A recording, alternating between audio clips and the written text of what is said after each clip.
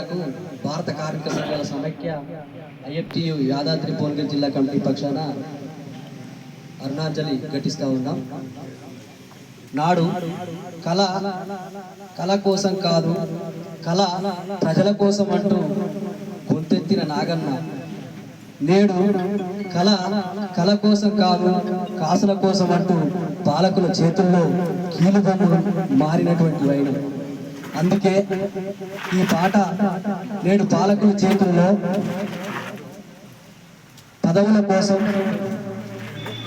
తమ యొక్క ఆర్భాటాల కోసం అంతర్గానమవుతున్నటువంటి తరుణం.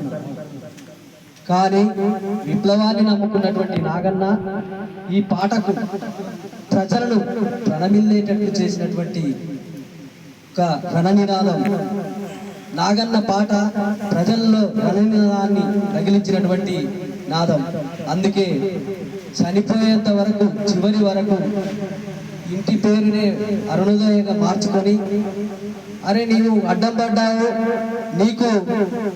నిన్ను హాస్పిటల్ తీసుకుపోవడానికి డబ్బులు లేవు, నీ కొడుకునైనా ఈ కళారంగానికి పంపించు, నీకు జాబ్ ఇప్పిస్తామన్నటువంటి ఎందరో పాలక వర్గానికి తొత్తులుగా మారినటువంటి వాళ్ళు రిక్వెస్ట్ చేసిన, నేను నా కొడుకును పంపించను, నేను ప్రజల కోసమే అంకితమైతా, నన్ను ప్రజలే సాదుకుంటారు, చివరి వరకు ప్రజలే నన్ను సాదుకుంటారని ఆ స్పర్శ హాస్పిటల్లో గత సంవత్సరం నుండి పిరాలసిస్ తోటి బాధపడుతూ అనేకమైనటువంటి ఒడిదొడుగులను ఎదుర్కొంటూ ఏ కష్టం వచ్చినా ఆ స్పర్శ హాస్పిటల్ ఆదుకోవడం అనేది చరిత్రలో లిఖించదగ్గటువంటి విషయం.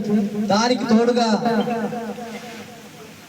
కాకి భాస్కర్ తన PDSC మాజీ నాయకుడు ఆదుకోవడం, దానికి తోడుగా నా పాటను ప్రజల్లో తీర్చిదిద్దిన వ్యక్తి, ఈ పాటను ఆయన రాగంలోనే గోదావరి లోయల్లో పరవశించాలని ఆ పాటను చికాగో నగరం నుంచి రోళ్లగడ్డకు తీసుకొచ్చేటువంటి విధానాన్ని రాసినటువంటి యోచన చనిపోయేంత వరకు నిలబడడం అనేది మరి ప్రజలే సాదుకుంటారు నన్ను అనే దానికి నిదర్శనం అనేది జరుగుతుంది.